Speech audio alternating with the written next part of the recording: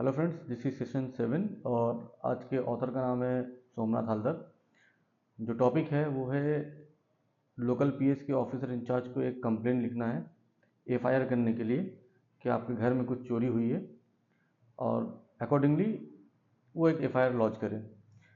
बहुत सारे लोगों ने मुझे पूछा है पर्सनल मैसेज करके कि एफआईआर एग्ज़ाम में तो आता नहीं है, फिर एफआईआर लिखने क्यों बोल रहे हैं।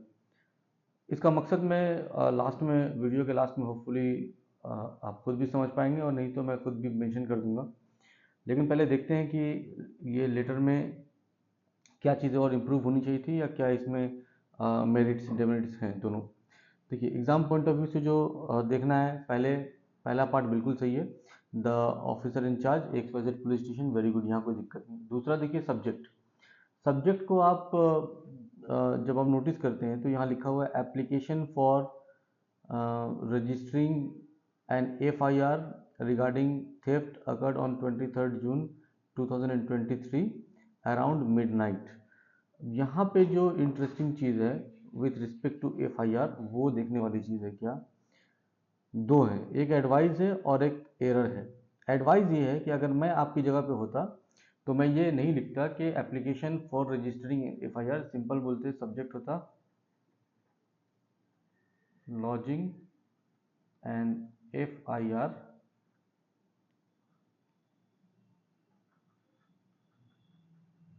अगेंस्ट और रिगार्डिंग, जो भी आपका सब्जेक्ट है, थेफ्ट है, ये है, वो है, जो भी है वो चलता। पहला तो ये। दूसरा ये है कि आपने यहाँ पे मेंशन किया है 23 जून 2025। चलिए, अच्छा है। टेक्निकली जब एग्जाम में आप लिखें तो उसी डेट को लिखिएगा जिस दिन आपका एग्जाम है, ठीक है। दूसरा ये है कि मिडनाइट पुलिस के मैटर में क्या होता है, पुलिस के मैटर में स्पेसिफिकेशन बहुत मैटर करता है। पुलिस के कंसर्न अगर बात आती है, कंप्लेन हो या इंफॉर्मेशन हो या एफआईआर हो, तो जब आप बोलते हैं मिडनाइट, तो मिडनाइट का मतलब क्या है? मिडनाइट का मतलब 12 बजे, 1 बजे, 12:30 बजे, 12:10, 2 बजे, 3 बजे। ये मिडनाइट का कोई स्पेसिफिकेशन तो है नहीं। अगर है भी तो राइट 12 बजे को हम लोग बोलते हैं मिडनाइट, तो ये वो मिडनाइट तो हो नहीं सकता है। तो मिडनाइट के हिसाब से आपको यहाँ पे एक टाइम मेंशन करना पड़ेगा कि आप यहाँ पे कौन सा टाइम बोल रहे हैं।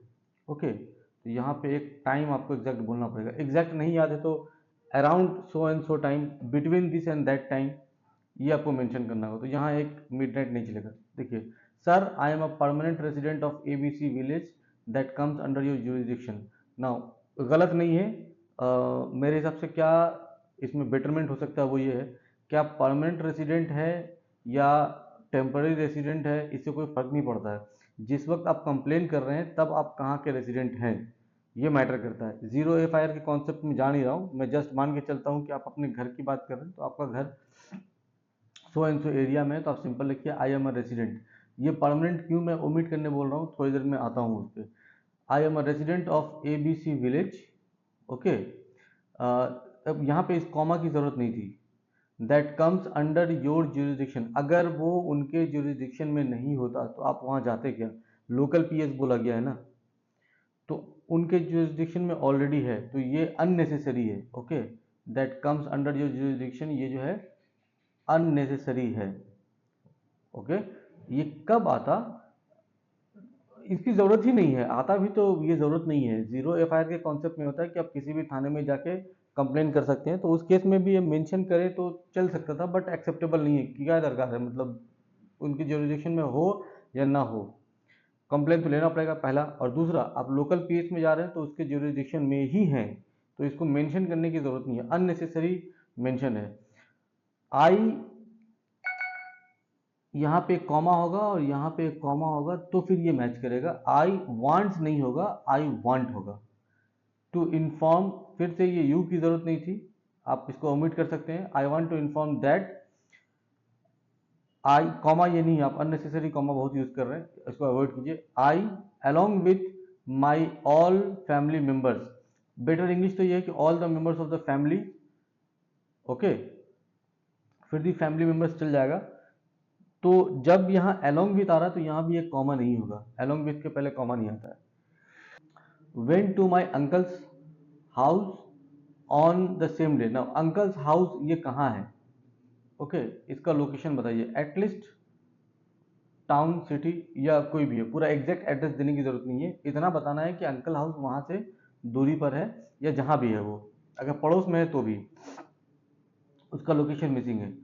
On the same day, which same day, आपने कहीं डेट मेंशन नहीं किया है। आप ये कह सकते हैं कि सर 23 तारीख को तो मैंने मेंशन किया है सब्जेक्ट में। सब्जेक्ट एक अलग चीज़ है और जो हम लोग main body of the content बोलते हैं वो एक अलग चीज़ है। बॉडी ऑफ द कंटेंट में आपने कोई डेट मेंशन नहीं किया है। अगर मेंशन नहीं किया है, आपको रेफर करना है सब्जेक्ट को, तो यहाँ मेंशन करना पड़ेगा कि on the date mentioned in the subject. Okay, तो यहाँ पे एक जो मेरे हिसाब से है ये सेम डे एरर है, इसको आपको डेट मेंशन करना होगा, exact date.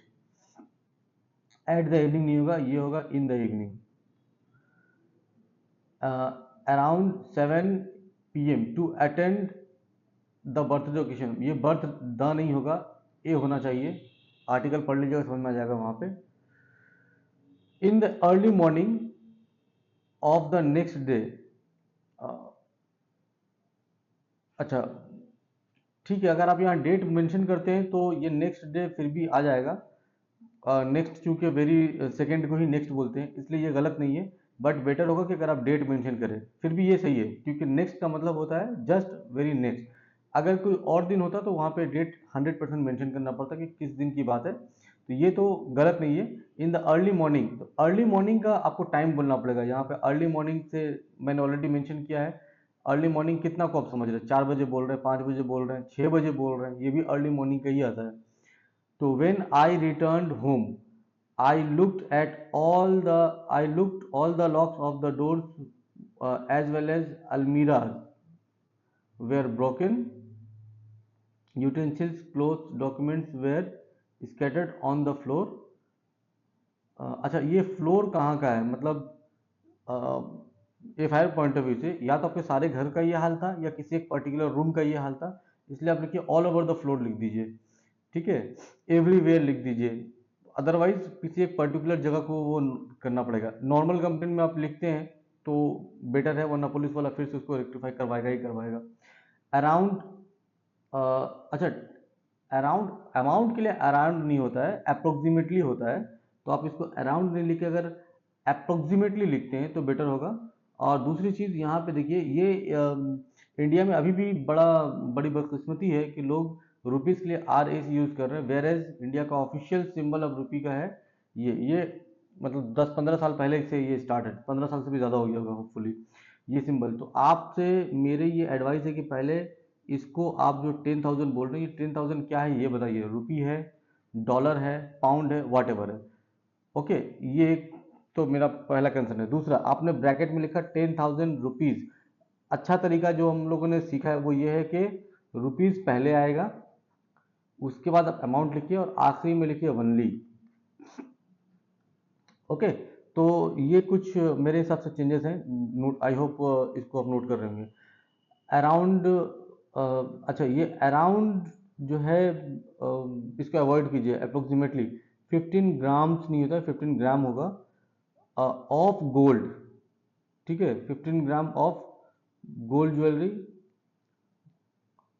15 grams gold jewellery. ना अब ये गोल्ड है तो गोल्ड का स्पेसिफिकेशन विच टाइप, ओके, मैं दोनों को एक साथ कर दे रहा हूँ यहाँ गोल्ड के लिए। मतलब गोल्ड है तो कौन सा है, 22 कैरेट है, 18 कैरेट है। ज्वेलरी है तो क्या है, ईयररिंग है, नेकलेस है, नोज पिन है, बैंगल है। मतलब समझ में आ रही है आपको? जब आप एक FIR लिखने की कोशिश कर रहे हैं तो वहाँ पे किन किन बारीकियों का अंदाज़ा लगाना ज़रूरी होता है, हर एक चीज़।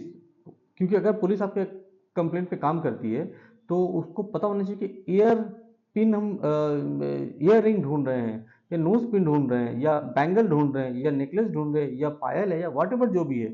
हो सकता है वो गोल्ड एक बार होगा, गोल्ड का कॉइन होगा, तो वो जो आपके यहाँ से चोरी हुई है चीज़ें, उसका स्पेसिफिकेशन एग्जैक्ट ज़रूरी है। थोड़ा ग्राम इधर उधर हो सकता है, वो इश्यू नहीं है, लेकिन जो टाइप ऑफ आइटम है वो बहुत इंपॉर्टेंट है। In this situation I request you to register an FIR and investigate on priority basis. Thanking you. बाकी सब ठीक है, कोई मुश्किल नहीं है, ये सब कुछ ठीक है, डेट वगैरह पीआरबी, तो ये बुनियादी चीज़ें हैं। अब उस सवाल पे आते हैं कि क्यों मैंने एफआईआर लिखने के लिए बोला। आई होप आपको समझ में आ गया होगा ये अब तक कि एफआईआर में बहुत सारी चीज़ें बारीकी के साथ मेंशन करनी ज़रूरी होती हैं। अगर आप उसमें से कुछ एक भी चीज़ मिस कर रहे हैं तो फिर इन्वेस्टिगेशन बहुत मुश्किल हो जाती है। और यही वजह है कि जब आप थाने में जाते हैं तो पुलिस वाला आपसे बहुत सारी चीज़ें सवाल करता है। मैंने ये क्यों लिखने बोला है, क्योंकि जब आप ये लिखेंगे तो आपको यहाँ पे समझ में आएगी ये बात कि क्या चीज़ें लिखना ज़रूरी है, क्या लिखना ज़रूरी नहीं है। और चूंकि आप एक एफआईआर लिख रहे हैं तो मिनिमम वर्ड्स में मैक्सिमम चीज़ें आपको लिखनी पड़ेंगी, जो बाकी किसी लेटर में मेरे हिसाब से शायद नहीं होती हैं। तो एफआईआर में डिटेल्ड इंफॉर्मेशन होगा, बट आपको लिखना पड़ेगा लिमिटेड वर्ड में। यहाँ जो मैंने permanent resident under your jurisdiction ये हटाने के लिए मैंने जो बोला है, उसके रीज़न ये है कि जब आप लेटर लिखते हैं तो एक लिमिटेड वर्ड्स का एक बहुत बड़ा फैक्टर होता है। कम से कम वर्ड्स उसमें मेंशन कर देगा, 100 वर्ड्स, 200 वर्ड्स।